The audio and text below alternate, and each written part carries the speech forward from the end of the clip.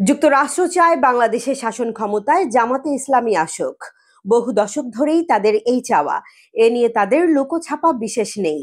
বাংলাদেশের রাষ্ট্র ক্ষমতায় কেন জামাতকে চায় তার 5টি কারণও উল্লেখ করেছেন বাংলাদেশ নিয়ে কাজ করা মার্কিন এক কূটনৈতিক।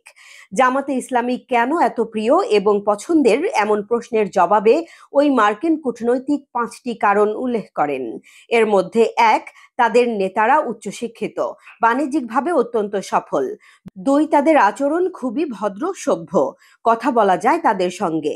3, তারা ফেলে আসা ইতিহাসের কোনো একটি সময়ে ভিন্ন পদক্ষেপের কারণে বাংলাদেশের শাসক দলের হাতে নির্যাতনের শিকার ও মানবাধিকার বঞ্চিত।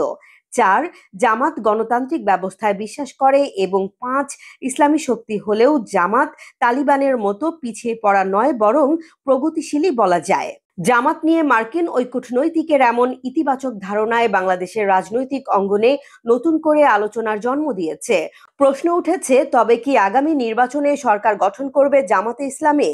কলকাতার সংবাদ মাধ্যম এই সময়ের এক প্রতিবেদনে এমন তথ্য উঠে আসে।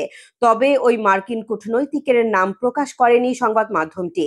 মার্কিন ওই কূটনৈতিক আরো বলেন, যে দেশের 80 থেকে 85% মানুষ মুসলমান, সেখানে জামাত যদি সরকারে আসে ক্ষতি কি? তারা শৃঙ্খলাবদ্ধ দল, তাদেরও উচিত একবার সুযোগ পাওয়া, ফেল করলে মানুষ সরিয়ে দেবেন। বর্তমান সময়ে বাংলাদেশের রাজনীতিতে আলোচিত দ্বিতীয় দলের নাম বাংলাদেশ জামাতে ইসলামী। বিভিন্ন জরিপেও উঠে আসছে দলটি ক্রমেই জনপ্রিয় হয়ে উঠেছে। বিশেষ করে ডাকসু, জাকসু, চাকসু ও রাকসু নির্বাচনে জামাতের ছাত্র সংগঠন ছাত্র শিবিরের ভূমিধস বিজয়ের পর জামাতকে নিয়ে নতুন কৌতূহল শুরু হয়েছে বিভিন্ন মহলে, যা প্রতিপক্ষ দলকে নতুন করে দুশ্চিন্তায় ফেলেছে। গত 6 মাস আগেও সরকার গঠন নিয়ে যাদের চিন্তা করতে হয়নি, জামাতের জনপ্রিয়তার মাত্রায় এমন উত্থানের পর নতুন করে ভাবাচ্ছে তাদের। নির্বাচনের ফলাফল নিজেদের অর্জনে রাখতে 6 মাস আগেই 300 আসনে প্রার্থী ঘোষণা করে প্রচারণা ও গণসংযোগ চালাচ্ছে জামাতে ইসলামীর প্রার্থীরা। বিএনপি এখানে পিছিয়ে রয়েছে। এমন নানা হিসেব নিকেশের মধ্যে জামাত এগিয়ে রয়েছে বলেও বিভিন্ন জরিপে উঠে এসেছে। তবে কি আগামী নির্বাচনে জামাত সরকার গঠন করছে? প্রিয় দর্শক, জানাতে পারেন কমেন্টে। এমন তথ্য ভিত্তিক ভিডিও পেতে আমাদের সাথেই থাকুন।